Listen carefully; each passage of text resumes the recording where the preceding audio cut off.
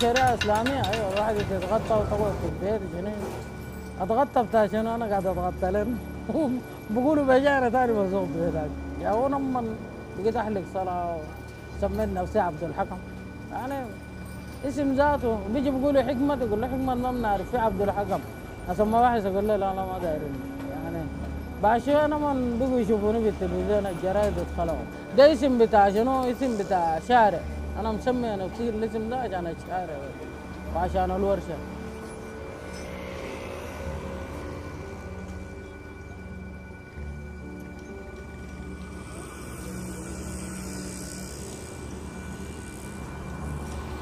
ورثة الصنعة من عمي أنا بتذكر كان الكلام ده بدري كنت في سنة رابعة ابتدائي إنه بيجي بفك الموبر وفك اللستك وفك السلك يعني أنا بعاين لشغله بخلي القراية بنتبه هو بيعمل في شنو عرفت؟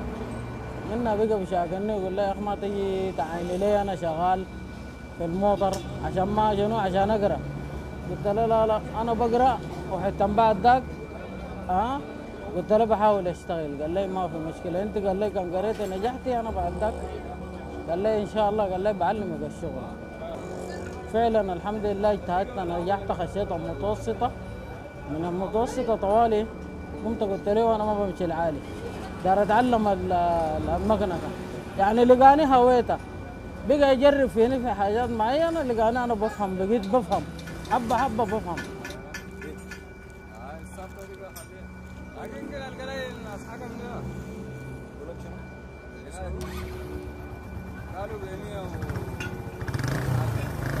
أنا لما اشتغلت في الجد يعني لقيت نفسي وقفت مع الأسرة بقوا يفضلوني أكثر من أخواني ذاته الحمد لله عرفت؟ يعني وقفت مع أسرتي جد في العرسلة في القريطة في يعني الحمد لله. هو الراجل بغير مننا يقول له وديت الموتر لحكمة المرة يقول له يضحكوا يقعدوا يضحكوا طبعا يقول لي هذول المرة دي أحسن منك أنت يعني هم ذاتهم أنا قاعد أشتغل ليل لكن بحكمة بعبد الحكم بكون قاعدة في نصه وأقول له والله في مرة هناك كان لقينا إلا نعمل له إلا نقبضونا ودوها نسوي له وبكون ده أنا ذاتي يعني لازم في صولات والله الناس هسه عملوا ملازمية بعرفهم من بدري والله من يشوفوني يقول لي حكمة لا حول حيرتينا يقول لي جننتينا وكده.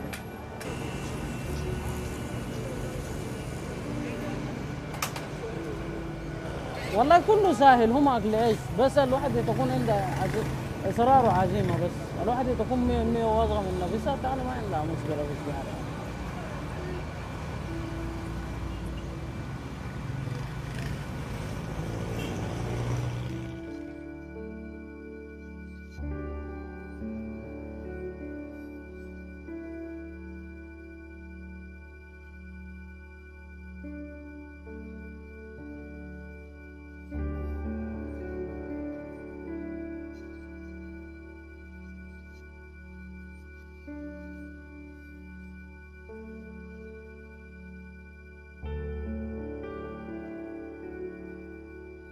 النجارة هي ممكن إنها تشتغل في البيت وتقعد معانا في البيت عادي لكن شغل الطعمية هي بتبعد عننا يعني بتكون أغلبيتها وقتها في الطعمية وقاعدة في الشارع وناس الكشة مكرحنا بعد مرات بتجي تعبانة وفي مرة برضو هي جاية هناي من الشغل واتزلقت وقعت كراعي انفصل عدة مشاكل حصل معها. نشتغل نجارة عشان نتعلم ونقدر نشتغل ونستفيد منه. ما فيها كشة أحسن من الطعمية. هي أمي قاعدة معاي وتاني أنا مشاركة في حاجاتها يعني بشتغل معاه أنا كمان ما عارفة حاجة ممكن إنها تشرح لي وكده أنا ذاته بقدر ألقى فرصة أقعد معاه أكتر.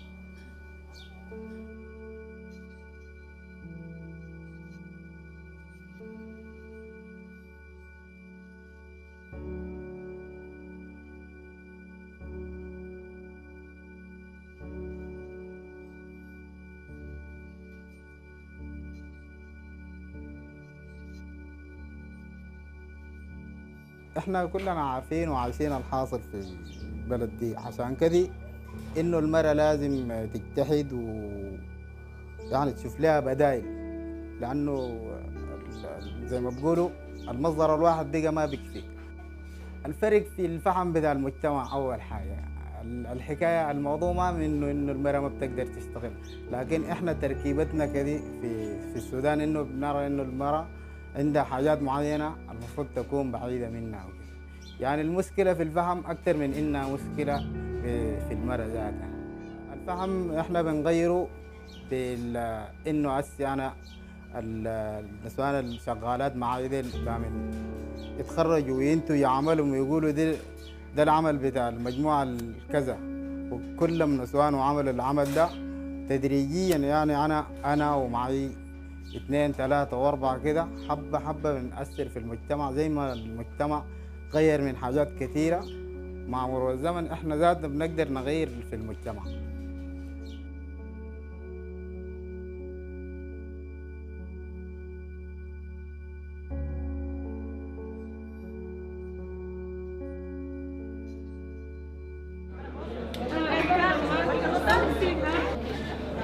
أنا خليت الدراسة امتحان ثالثة سنة، كنت شايل علمي وشايل أحياء، جبت نسبة بسيطة وكان الظروف ما قدرت تساعدني إني أنا أرجع للدراسة يعني المعيشة وكده. على كده قعدت في البيت ياهو، سمعت برنامج صيحة وما صيحة، جيت قدمت فيه ياهو، بدأت في الكهرباء العامة ياهو، بدأت الشغل. والله أول واحد كرم قال فكرة قوي، قال كيف إنك بيت تجي تجيبي قدام الرجال وتشتغلي معاهم الشغل. فأنا أصريت عليه إني أشتغل، قلت له الزمن علينا الزمن ده زمن صعب شديد، يعني أي واحد لازم يجيب بنفسه الأمان.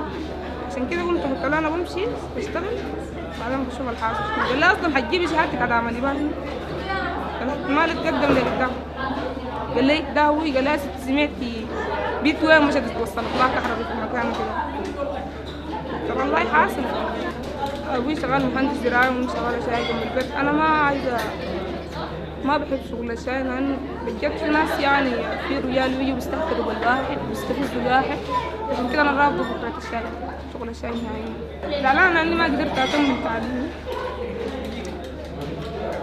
يعني بحس حاليا بالشغل اللي أنا فيه وشغل الكهرباء وكده الناس مستهترة بي شديد. أي زول أخواني في البيت برضه بيستهتروا بي. أنت بيت كيف تشتغلي شغل الكهرباء؟ ده الشيء المؤسف.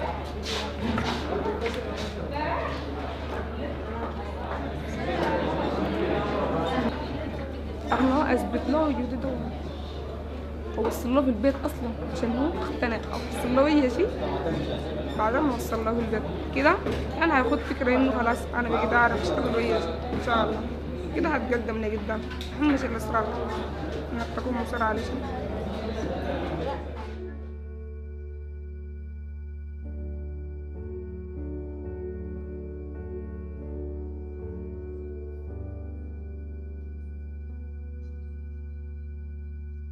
ما بيقولوا دي شغلة بتاعت رجال، دخلك الشغلة دي شنو؟ اصلا ما حتقدري تشتغلي فيها، ما حتقدري تشتغليها. لأنه أنا كنت بسمع الحاجات دي لما كنت بقرا، يعني بتقري كده ما حتشتغلي، حتخطي الشهادة سهل. لكن ما في شغلة بتصنف ده كده ولا ده كده، اللي بيقدر يشتغل الشغلة معناها الشغلة حقته، بس الزول اللي بيقدر يعمل الحاجة.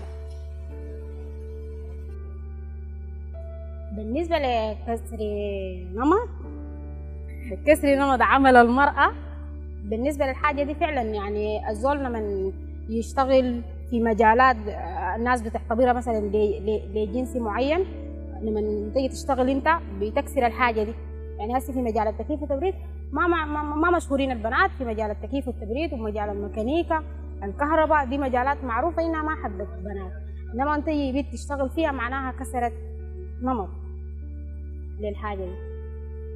لانه اصلا ما جات هي عشانهم هم براهم، ما جات للرجال براهم، ما في زول قال انها دي حقت رجال براهم ولا النسوان بيقدروا يعملوها. لو كان اصلا النسوان ما بيقدروا يعملوها كان من البدايه ما قدرنا، ولا نحن البسيطين ديل ما كان خشينا في المجال ده.